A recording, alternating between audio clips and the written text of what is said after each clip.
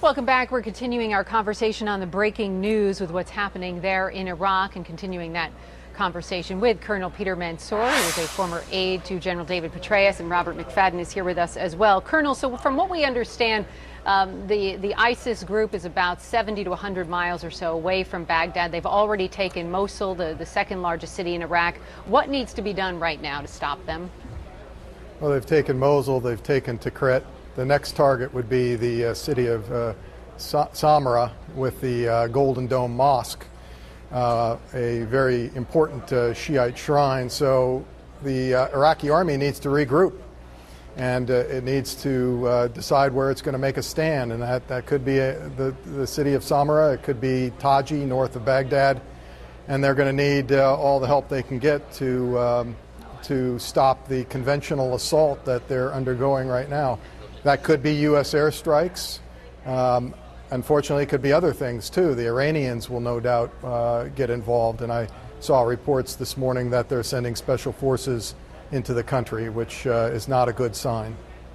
And Robert, you actually think that they'll face some pretty stiff resistance on their way to Baghdad? Well, they undoubtedly will. And some of the other areas, to what the colonel said, besides Samarra, which they've already been at the gates of Samarra and tried to attack the Al-Askari Mosque, the Golden Dome Mosque, which one of the holiest sites in all of Shia Islam.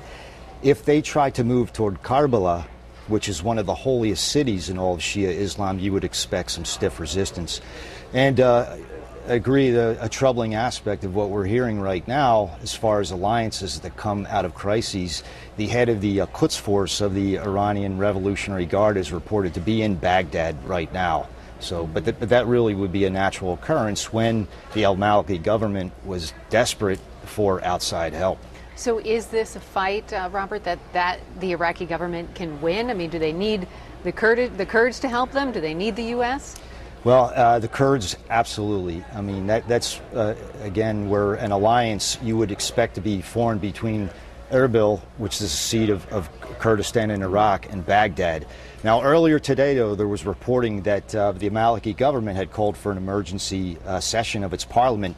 However, it wasn't able to form a quorum because the Kurdish parliamentarians were not there. So that is a wild card factor, but expect to see there would be a Kurd and Baghdad alliance against the push to the east. And Colonel, I'm just curious, how does it feel for you to see the areas that the U.S. fought so hard for fall to militants now?